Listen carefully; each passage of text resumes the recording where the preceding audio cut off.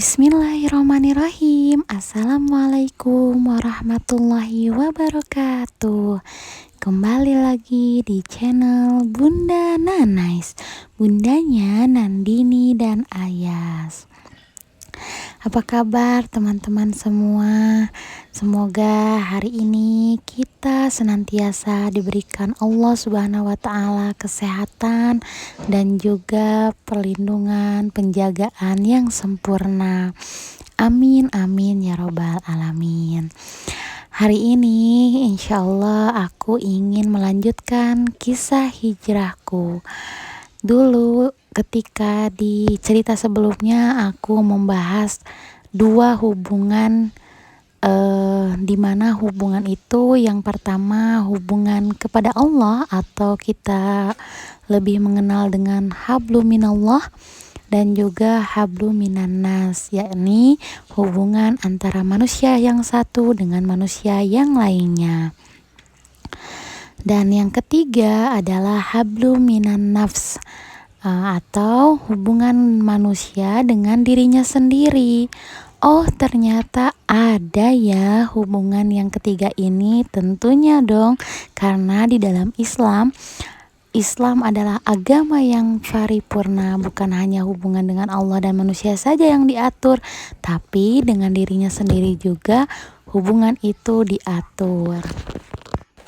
Hubungan manusia dengan dirinya tentunya diatur berupa bagaimana dia cara berpakaian.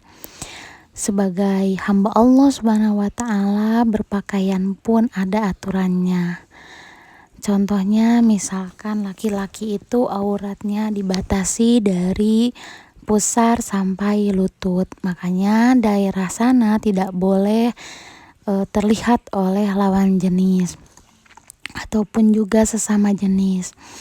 Nah, kemudian batasan aurat perempuan itu ialah dari ujung rambut sampai ujung kaki itu adalah aurat kecuali telapak tangan dan juga wajah. Nah, itu boleh dilihat gitu ya. Kalau misalkan ada yang bertanya, apa sih hukumnya cadar? Nah, mungkin nanti bisa dibahas di lain hari. Maksudnya di konten yang lain gitu ya, bukan di lain hari. Masya Allah, belibet. Nah, kemudian berpakaian itu tentunya diatur bagaimana seorang perempuan itu harus tunduk dan taat kepada Allah Subhanahu wa Ta'ala dengan menggunakan jilbab yang rapi, kemudian menutup aurat, seluruh aurat tanpa terlihat lekuk tubuhnya, kemudian juga tidak boleh menerawang atau tembus pandang gitu. Jadi itu diatur. Nah, kemudian apalagi hubungan manusia dengan dirinya sendiri, yakni bagaimana ia minum dan makan. Dimana dalam Islam juga diatur bagaimana kita makan dan minum.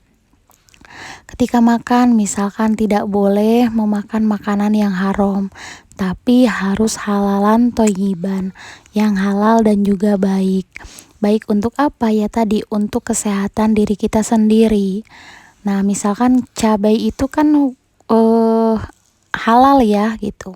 Tapi bagi orang yang mempunyai penyakit GERD atau lambung gitu ya, tidak boleh makan yang banyak mengandung pedas gitu ya atau cabai.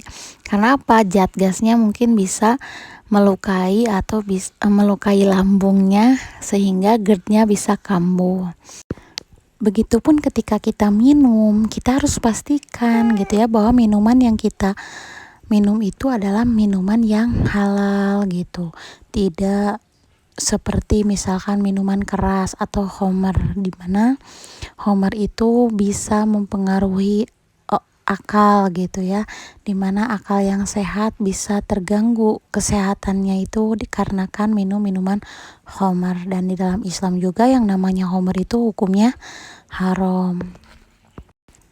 Nah, jadi setiap manusia itu memang harus lebih memperhatikan gitu bagaimana dia dalam berpakaian, kemudian makan. Nah, apalagi gitu ya, antara hubungan manusia itu dengan dirinya sendiri, yaitu akhlaknya gitu.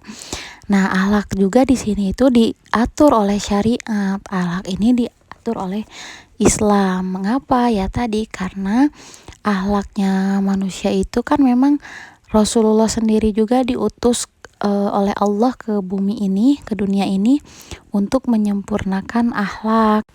Bagaimana kita harus lemah lembut dalam berbicara kepada teman atau misalkan kepada orang tua, di mana kita tidak boleh berteriak-teriak, membentak-bentak. Kemudian juga kita tidak boleh berkhianat kepada teman, kemudian tidak boleh berbohong. Kita harus senantiasa berbuat berkata jujur gitu ya. Kemudian juga kita harus menjadi orang yang amanah, dapat dipercaya gitu. Nah, itu adalah bagian dari hubungan manusia itu dengan dirinya sendiri. Nah, itu harus diperhatikan gitu. Jangan sampai hubungan kepada Allah baik, kemudian hubungan kepada manusia yang lainnya baik, ke diri sendirinya itu terabaikan. Nah, tidak boleh seperti itu. Justru tadi ketiga hubungan ini memang kita harus bagus gitu ya, harus baik dan benar sesuai dengan aturan yang Allah gariskan. Beribadahnya baik, bermuamalahnya baik, kemudian berakhlak baik.